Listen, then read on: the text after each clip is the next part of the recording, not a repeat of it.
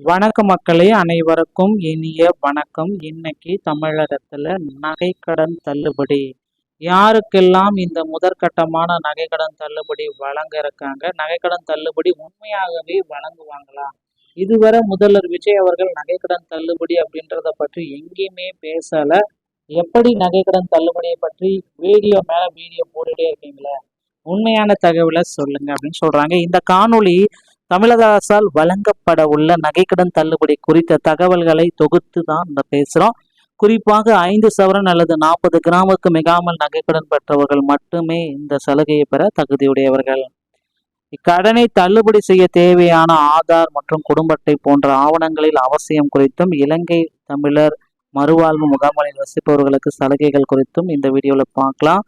அதே வேளையில் அரசு ஊழியர்கள், கூட்டுறவு சங்க பணியாளர்கள் மற்றும் தவறான ஆவணங்களை வழங்கியவர்கள் திட்டத்தின் கீழ் வரமாட்டார்கள் என்பதும் தெளிவுபடுத்தப்பட்டுள்ளது. தகுதியுள்ள நபர்களுக்கு வரும் காலங்களில் இதற்கான அரசாணை வெளியிடப்பட்டு நகைகள் திருப்பி கொடுக்கப்படும். இந்த நற்செய்தியை இந்த வீடியோ உங்களுக்கு முக்கியமாக உறுதிப்படுத்தும். ஒரு குறிப்பிட்ட 8 பொதுத்துறை வங்கிகளில் கடன் பெற்றவர்களுக்கு மட்டுமே முழுமையான தள்ளுபடி வழங்கப்படும் என்பது குறிப்பிடத்தக்கதுங்க. தமிழக அரசினுடைய நகைக்கடன் தள்ளுபடிக்கு உண்டான புதிய அப்டேட், ஓகேங்களா? ஸோ கிட்டத்தட்ட 5 சவரன் நகைகள், ஓகேங்களா, 8 பொதுத்துறை வங்கிகள் 40 கிராம் 100% தள்ளுபடி. 5 வருடங்களாக மக்களின் ஆவலுடன் எதிர்பார்த்திருந்த நகைக்கடன் தள்ளுபடியை தமிழக அரசு தற்சமயம் அறிவிக்கிறாங்க. இதற்கான அதிகாரப்பூர்வ ஜிஓ விரைவில் வெளியாகும். முழு தள்ளுபடினா 40 கிராம், 41 கிராம்னா தகுதி இல்லை, ஓகேங்களா?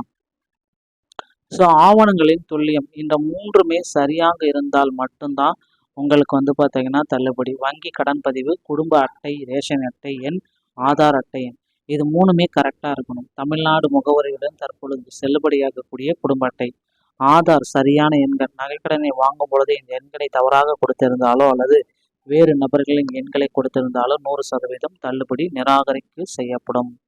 எல்லை கட்டுப்பாடு, வெளிமாநில முகவர்களுக்கு தள்ளுபடி கிடையாது. தற்பொழுது செல்லுபடியாகும் தமிழ்நாடு முகவரி கொண்ட ரேஷன் அட்டை, ஆதார் அட்டைகளுக்கு மட்டுமே தள்ளுபடி. தமிழக வங்கிகளில் அடகு வைத்திருந்தாலும் ஆந்திரா, கேரளா, தெலுங்கானா போன்ற புதுச்சேரி அண்டை மாநிலங்கள் முகவரி கொண்ட ஆவணங்களை பயன்படுத்தி கடன் பெற்றால் அது தகுதியற்றது. இலங்கை வாழ் தமிழர்களுக்கு, மறுவாழ் முகாம்களில் வசிக்கும் தமிழர்கள் குடும்பங்களுக்கும் தள்ளுபடி உறுதி.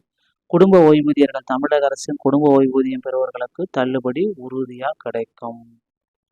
ஸோ தகுதியற்றவர்கள் யாருக்கெல்லாம் கிடையாது? அரசாங்க பணியில் உள்ளவர்கள், கூட்டுறவு சங்கங்களில் பணியாற்றும் ஊழியர்கள், அவர்தம் குடும்பத்தினர்கள், கூட்டுறவு சங்கங்களின் நிர்வாக குழு உறுப்பினர்கள், போலி நகைகளை அடகு வைத்தவர்கள், நகை கடன் தொகையை ஏற்கனவே முழுமையாக செய்து முடித்தவர்கள், இவர்களும் தகுதியற்றவர்கள்.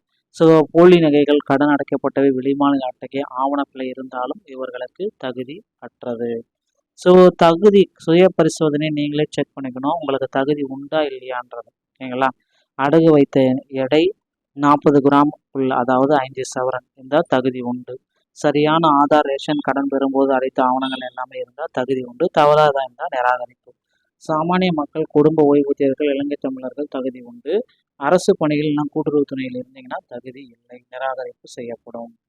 ஸோ அடுத்த கட்டமாக என்ன செய்யப்படணும், நீங்கள் அடுத்து என்ன செய்யணும், அடுத்து என்ன நடக்கும் அப்படின்னு பார்த்தீங்கன்னா, ஸோ இந்த ஜூலை முதல் வாரத்தில் இதற்கான அரசாணை, அதிகாரப்பூர்வ அரசாணை தமிழக அரசால் ஜிஓ பாஸ் பண்ண போகிறாங்க.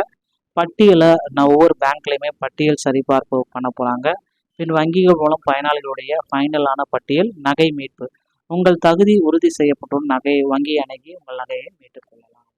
ஸோ இந்த தகவல்கள் உங்களுக்கு முக்கியமாக இருந்துச்சுன்னா இந்த வீடியோவை உங்களுடைய ஃப்ரெண்ட்ஸ் அண்ட் ஃபேமிலிக்கு ஷேர் பண்ணி விடுங்க. நன்றி, வணக்கம்.